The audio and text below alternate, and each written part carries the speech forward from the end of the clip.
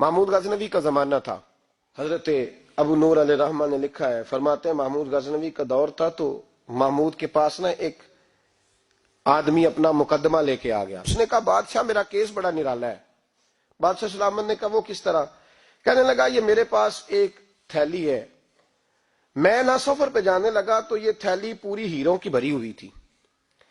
فلاں علاقے کے جو قاضی صاحب ہیں نا، میں جاتی دفعہ میں کہیں سفر پہ جا رہا تھا تو میں ان کے پاس چھوڑ گیا کہ رستہ لمبا ہے، کہیں کوئی مجھ سے چھین نہ لے، ہیروں کی بھری ہوئی تھی. کچھ دنوں کے بعد میں واپس آیا ہوں، قاضی صاحب نے مجھے تھیلی واپس کی ہے تو اس میں ہیروں کی بجائے کھوٹے سکے نکلے. اب میں نے قاضی صاحب سے کہا ہے تو قاضی صاحب تو میرے گریبان تک آتے ہیں، وہ کہتے ہیں بتا کہیں سے پھٹی ہے، کھلی ہے؟ وہ جس طرح ٹانکے لگا کے تو نے سی تھی اسی طرح لگے ہوئے ہیں کہ نہیں؟ تو حضور لگے بھی بالکل اسی طرح ہے، نہ پھٹی ہے نہ کھلی ہے. اب میں لٹ گیا ہوں، میری کل عمر کی کمائی ضائع ہو گئی، کھوٹے سکے کہاں اور ہیرے کہاں؟ تو مہربانی کریں. اور آپ کی بارگاہ میں اللہ رسول کے نام پر حلف دیتا ہوں کہ میں ہوں بالکل سچا. محمود غزنوی کہنے لگے تو جا، تھیلی چھوڑ جا، اور جب میں تجھے بلاؤں گا پھر دوبارہ آنا. وہ شخص چلا گیا. محمود غزنوی اٹھے، دربار برخاست کیا، لوگوں سے کہنے لگے چلے جاؤ، میں 3 دن کے لیے سیر کرنے جا رہا ہوں، 3 دن کے بعد لوٹوں گا. اکیلے جب رہ گئے نا محمود دربار میں تو محبوب نے چھری منگائی. وہ جس تخت پہ بیٹھتے تھے وہاں گدا بچھا ہوا تھا، یہ گدا پڑا ہے نا، وہ گدا بچھا ہوا تھا. محمود نے چھری کے ساتھ اس کو پھاڑ ڈالا اور چھری جیب میں رکھی نکل گئے. کہنے لگے میرے بعد کوئی میرے دربار والے احاطے میں داخل نہ ہو. محمود چلے گئے. اب وہ صفائی کرنے والا جب آیا نا، اس نے آ کے دیکھا تو گدا تو پھٹا ہوا ہے. اس نے شور ڈال دیا، پہرے دار بھی آ گئے، فلاں صاحب بھی آ گئے، فلاں صاحب. اس نے کہا او خدا کے بندو، اس کا گدا پھٹ گیا ہے، وہ تو مال ڈالے گا. اس نے کہا تھا سوائے صفائی اور نگرانی والے کے دوسرا آئے کوئی نہ، اور یہاں آیا بھی کوئی نہیں. پہلے دن ہی پھٹا ہوا ہے تو لٹکا دے گا سب کو، کیا کریں؟ شور ہو گیا، سارے دربار کے ملازمین اکٹھے ہو گئے. ایک بندہ بولا، کہنے لگا فکر نہ کرو، میں کیسے بندے کو جانتا ہوں، اس طرح سیے گا کہ جس نے پھاڑا ہوگا اسے بھی پتہ نہیں چلے گا کہاں سے پھٹا تھا. ایسا بہترین رفو کرے گا کہ پتہ بھی.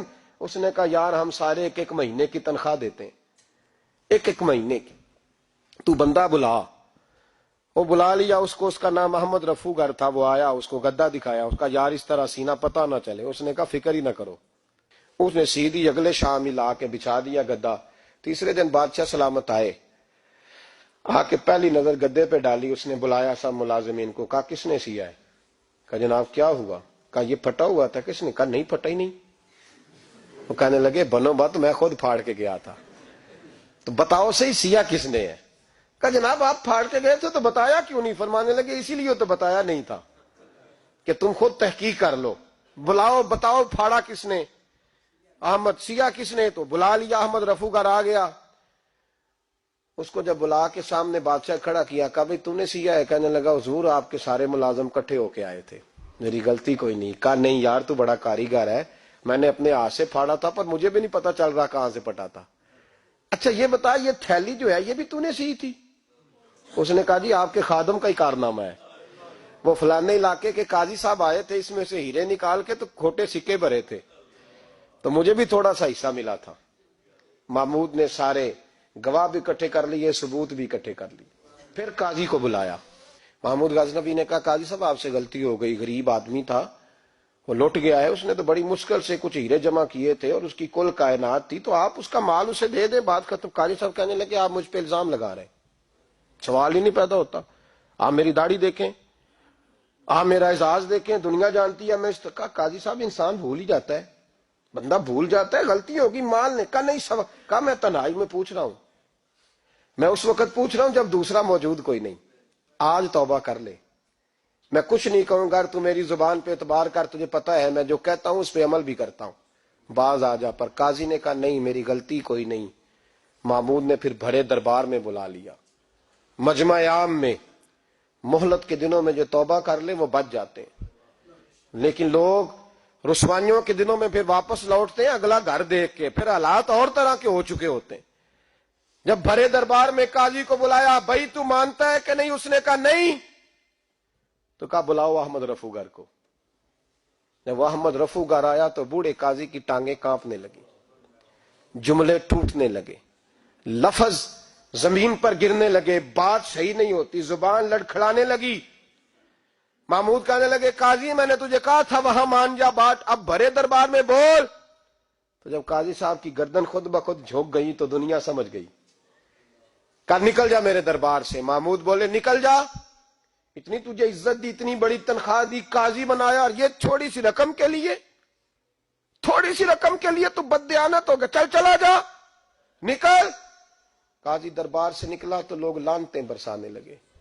کل جو دکانیں چھوڑ کے سلوٹ کرنے آتے تھے وہ کہنے لگے اس کی عمر دیکھو، اس کے کام دیکھو، دیکھو اس نے کیا کیا۔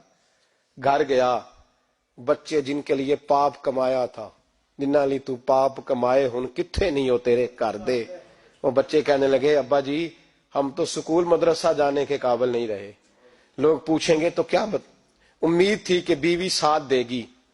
وہ کہنے لگی میں میکے کیسے جاؤں گی، گلی کی عورتیں طرح طرح کی باتیں بناتی ہیں۔ اور بھائی کامیابیوں کے بڑے سربراہ ہوتے ہیں، کوئی کامیاب ہو جائے تو سارے کہتے ہیں میری سپورٹ سے ہوا ہے، ناکامیاں ہمیشہ یتیم ہوتی ہیں، ناکامیوں کا کوئی سربراہ نہیں ہوتا۔ جب تک تو قاضی تھا تو بڑے بات تھی، ہر بندہ کہتا تھا رشتہ دار ہے، اور رسوائی ہو گئی تو وہ تیری آنکھ ہو یا سنگ ملامت کی چبھن، کون پہنچا ہے میرے درد کی گہرائی تک۔ دور شہرت میں تو یاروں نے کیا یاد بہت، ساتھ آیا نہ کوئی کوچے رسوائی تک۔ اور میاں صاحب کہنے لگے ساری عمر ہی آٹا گد ہے، میں لکھاں کیتے نہیں پیڑے، اب وقت آیا ہی تے محمد بخشا کوئی نہیں ہوں بیٹھا نیڑے، حالات ہی بدل گئے۔ قاضی خاموشی سے اندر چلا گیا، اپنی رسوائی سمیٹ کے بستر پہ لیٹا، نہ روٹی کی بھوک لگی، نہ پانی کی پیاس لگی، نہ نیند آئی، ساری رات تڑپتا رہا۔ سویرے گھر والوں نے دروازہ کھولا تو روح پرواز کر گئی تھی، دنیا چھوڑ گیا۔ حضرت ابو نور علیہ رحمہ بولے، فرمانے لگے یاد رکھو کبھی بددیانتی نہ کرنا، کبھی، یہ تو محمود غزنوی کی عدالت تھی، قیامت میں رب کریم کی عدالت لگے گی۔ اور فرمایا وہاں تو گواہی دینے والا احمد رفو گر تھا، قیامت میں تو تمہارے اپنے ہاتھ پیر گواہیاں دیں گے۔